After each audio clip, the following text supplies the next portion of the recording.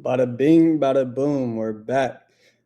Did not plan on making another video today, but we got a little bit of momentum, getting some views in today. So gonna try to build off that and use that momentum to my advantage a little bit. So we're gonna go into our first official episode of what I'm gonna call State of the League, where we're just kind of just looking at the current status of different teams, where they sit for now, what they look like, going into the playoffs, and what they expect to look like next year to finish this year and beyond. My goodness, I hope that doesn't keep happening. But just starting at the bottom of the East, just going to talk about some teams, some people, and then we'll probably skip over some. We may even look at some of these stats that pop up on the side. So like this one that says Khalil Ware versus Brooklyn. Khalil Ware, super high ceiling guy. Have loved him since he was, before he came into the NBA. Always thought he was a good prospect. I'm not sure that they've done the best job as far as developing him early. I feel like he's got to be they got to be a little bit more willing to let him make mistakes. It's not like they're in the eighth seed, but they're not crazy competitive. Like nobody's looking at the Heat thinking, yeah, that team can win a championship this year. And so with that being said, what do you have to gain from playing, a 35-year-old over Khalil Ware? It's like I love their culture and everything, but like that only does so much. It only goes so far. At some point, like you're just not good. You're just inherently not good, and you have to be good for that hard work. Oh, I'm tough stuff to work out. You know what I mean? The Coop stat, first rookie since Wemby to reach those numbers is random, wild. It's good numbers, but like, listen, I told everybody I knew that coming into this year, especially if they played him at point guard, he was going to have a really slow start. And I also told every single person I know that by the end of the year, he was going to be like all-star production, like above 20 points per game, like 7-5 or 8-6, something like that. That is exactly what's happened. That's exactly what's happened. But listen, we'll skip past that. Let's look at the East real quick. Pacers at the very bottom, a little off year. They're trying to pull a Warriors. Remember when the Warriors won their last championship? The year before that, they were one of the worst teams in the league, right? And it was intentional. And the Pacers have been very intentional with this since the very beginning of the season, which I do commend them for, because a lot of teams don't decide to tank until it's just too late. The Clippers didn't know what direction they were going for most of the season. And then all of a sudden, Kawhi wants to be good again, give some effort, right? Completely flip the switch. Me and my brother saw the night it happened and turned the season around. And then, he realizes it's too late. It's too late. Well, mind you, hold on. He didn't realize it was too late. He was saying it's not too late yet. We all have to pour in. And what did the Clippers say? Yeah, James Harden's gone. Crazy work. Shipped James Harden out of there. Kawhi had an interview the next day. He said, yeah, our season's over. He was like, we're done. The other night, I literally got notifications saying that Kawhi had no reason to miss the game, that he was like specifically medically cleared, and that was going about the media. And then I watched the game and he's not there. He's not there. So Clippers, they're not even in the East. I don't know why I brought them up, but just a pitiful sighting, the Clippers right now. You do not want to be them. The Nets, listen, they're terrible. The good news is Yegor Dimon's going to be good. The other good news is Nolan Traore is going to be good. He won't be great, but he'll be a good shooter. Yegor Dimon's going to be nice, like legit. Noah Clowney's straight too. I'm not going to lie. Shout out my boy. I played with him at the Rec in Bama a lot. He was super chill, super cool dude. But he's had a good year, but the Nets don't have a whole lot. Like if you're a Brooklyn fan, that KD, Kyrie, James Harden era was like just a pure fever dream. You're just praying to God that you can get something somewhat in that realm one day, but you're not. You know what I mean? Like the Paul Pierce, KG, old heads, the Kevin Durant, Kyrie, social justice warrior. Like that's the best you're probably going to get. I'm not sure at what point this comes around for them. I'm a big believer in everything comes around, not just in basketball, but in life, right? Everybody who you like, when you first get into basketball, think about when you first got into basketball. Who were the worst teams in the league? Are they still the worst teams? And if they are, have they been like that the whole time? I doubt it. Unless you're just, a youngin. Shout out my youngins, but Nets, not much to look forward to if you're the Nets. Wizards, on the other hand, they're just as bad, but they have like stuff to look forward to. Obviously, because of Trae Young and AD, right? Trae Young came back. AD will be here next year. That's fun. It's a faux super team. It's a faux good team. It's like whenever you get those, like, they're both on the edge of being superstars, but they're not. So it's like they're just not consistent enough or reliable enough. And, their weaknesses are too glaring. And so that's a faux super team. But even put that aside, like, they got young players to be excited about, Like Trey Johnson's legit. Not Keontae George. Something George. You know what I'm talking about. Starts with a K. He's nice. Alex Sarr is obviously legit. I mean, he has received I sound like Australian, so little attention since going to Washington that I don't think people realize Alex Sarr is a very good basketball player. Like, I think for the next 10 to 15 years, he's going to be an above average big in our league. And there'll probably be a few years where he may, he's right on the edge of the all-star conversations. Not sure if he'll ever get there. Probably at some point. Not playing next to Anthony Davis and Trey, right? Trey's passing will help him. I think he'll look good next to Anthony Davis. That team might be decent, but that's going to be their best version, decent. The Bulls, ship everybody but Rob. Just ship everybody but Rob, Josh Giddey, and that might be it. I mean, the Bulls are pitiful. Patrick Williams, why do you still have him? Why do we continue to bet on him year after year after year? And he's the same player. He gives very minimal effort. His game is not expanded at all, not even what he's attempting to do out there. So it's like, it's tough. They got 14 guys on the roster and 9 guards.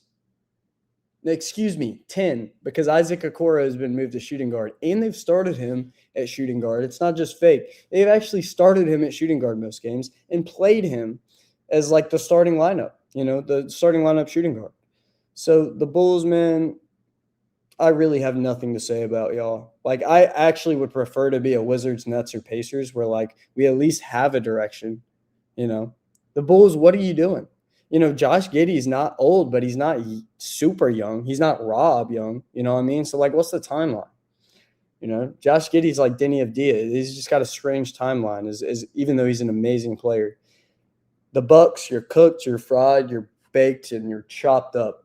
There's really no point in talking about you other than Kevin Porter Jr. is really fun to watch. He's a heck of a player, but he has other issues. And Ryan Rollins is nice, obviously. I thought he was going to take a massive leap going into this year, but not like this. And that's just me being honest. I'm usually the guy saying, oh, I said this, I saw this, I called this. But with him, not to the extent that he's broken out. And so I'm ashamed of that. But you win some, you lose some. Hawks, traded Trae Young. What do the Hawks think they're doing too? Right? Like, that's another one of those teams that's like, you pay all this money to players and you have talent, but nobody, like, the Hawks aren't competing. The Hornets are above the Hawks. The Hornets have a better record than the Hawks. That's incredible. Now, the Hornets are a decent team when they're healthy, right? Brandon Miller's nice. LaMelo Ball's nice. Khan's nice. Moussa Diabate is a tough defender. They got some pieces around the edges that kind of complement them pretty well. But to have them better than the Hawks with, like, Jalen Johnson, Nickeil Alexander-Walker, right? It's hard to name too many players that have been on that team the whole year. But they got talent. Jalen Johnson alone should make that team better. The Heat, I'll be honest, I think Eric Spoelstra is such a good coach because every time I watch the Heat, I realize that their mean/median, I don't even know which one I'm going for, talent is so much less than most teams. Like, it's true. It's like, not to the Warriors extent, but like, their role players, some of them have broken out, but now that they've moved up the line, the new into the bench role players are just not good. You're counting on guys that are supposed to be role players to do more than that. And that's never going to be a great way to get success. The Magic, only reason y'all aren't better is Paulo Banchero. He's had a really I thought he was going to take a bigger leap this year. I mean, here's the thing. I've never been a huge believer of Paulo Banchero. Not that I didn't believe in him. I thought he's going to be exactly what he is, but I don't see him being much more, like, ever. I don't see him taking a big step to, like, bounce back next year. What I see is Anthony Black being nice as hell. I've been saying that since he was a rookie and since his stats were terrible and disgusting. He's nice. Keep him on the court. He's good at everything. Put the ball in his hands. He's big. He can shoot off the catch. Like, he's really good at getting into that midi. He's such a great finisher. His percentage around the basket this year has been amazing for a guard, but especially for him. 76ers, terrible start to the year. Joel Embiid barely plays. When he does, I'm so confused. What's going on with Joel Embiid? Because some nights I'm watching him and he looks like MVP Joel Embiid, and some nights I'm watching him and he looks crippled. He looks like he needs a wheelchair. The Raptors being as good as they are is just heart, hustle, culture, and most importantly, coaching. Darko, their coach, is a dog, all right? He is one of the best coaches, if not the best coach in the NBA. I know the guy from the Pistons will win it this year, but still, JB or whoever it is. But the Raptors, to have that, I mean, when you look at this talent pool, they sit around the Hawks Hornets area, if not lower. So for them to be top 5 in the East, I don't care if it's the East or not, is incredible. Cavs had a terrible start to the year, but they're amazing. James Harden is really, really put it together for them. And, I guess I should have seen it, but I didn't think that James Harden in replacement of Darius Garland was going to have the impact that it has. But he is everything they need. They do need a veteran guy that's more consistent, savvy, that what you're getting out of every single night. He's going to distribute the ball. Darius Garland's a younger guy. He's going to be more inconsistent. Listen, he's a bigger threat, but less of the time. And James Harden, you just know what you're getting. Knicks, stacked team, have nothing to say. Celtics, I don't think their team without Jason Tatum is that bad. Like, guys, one player's hurt. You know what I mean? Like, that doesn't mean the Celtics are a totally new team. Jason Tatum's a great player, but for them to be 41-21 really goes to show how good some of those guys are. The Pritchards and the Hausers and the actually, let's talk about some of the guys that have stepped up for them this year. Josh Minott, Jordan Walsh, Baylor Shireman. These guys, I guess my point is those guys were underrated, especially Josh Minott, especially Jordan Walsh. Those two, nice. All they had to do was just get that shot to fall a little bit, and they've done that. Pistons, man, what a cool example of basketball that the Pistons are, right? You got a point guard who's just a vet savvy, do it all, he's a gamer. He's cold. He's stone cold. You got a big who is just like the embodiment of a basketball big. He's tough. He looks like a big man. He looks scary. He'll eat you alive, move you out the paint. You got guys on the wing who can really shoot the crap out the ball. Like, you got defenders. You got specialists. You got Isaiah. Like, that team is just such a good embodiment of basketball. They're so fun to watch. Let's try to pick it up a little bit. My bad, boys. Starting at the bottom, Kings, trash. Jalen Cardwell, nice. Jazz, tampering. Pelicans, terrible. CJ McCollum's good, though. And shout out Derek Queen. What is his problem recently? He's been doing terrible recently, but I know he's nice. Mavericks. Oh, man, how am I going to address this? I mean, this is going to have to be its own video. The Mavericks Lakers trade has been something. And listen, I know the Mavericks, I know what their record looks like, but you got to understand they traded Anthony Davis. When you look at what they got back for Luka Doncic, think about this. 5 first-round picks, multiple role players that you were able to trade for second-round picks or pick swaps. So five first-round picks, right? The best players to ever be traded were traded for around that. And Cooper Flag. And the next generational talent. You got a generational talent in 5 first-round picks. The Mavs won the trade. Is that crazy? Do you think the Lakers are going to win a championship this year or next year? Because if not, the Mavericks won the trade, and it's that simple. I think it's time to accept it, y'all. We got to accept it. It's time to say it. It's like nobody can say it. It's like such a foul word, but no, the Mavericks won the Luka trade. Luka's not a championship player. Now, when he truly realizes that and somebody says that to him to the point where it actually matters, that might flip a switch to where he becomes one. But he's not now. He wasn't last year.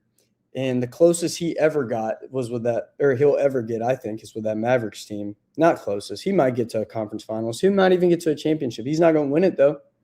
You can't win with a player like that. LeBron, Steph, they didn't play like that. You know what I mean? You look at star players, they didn't play like that. You can't, it's basketball. It's just numbers. Today, Luka contests the most shots in the league. Did you know that? Why? Because he gets picked on every game. From the very first possession of the game to the last possession of the game, people are going at him. You cannot have a guy like that on the court.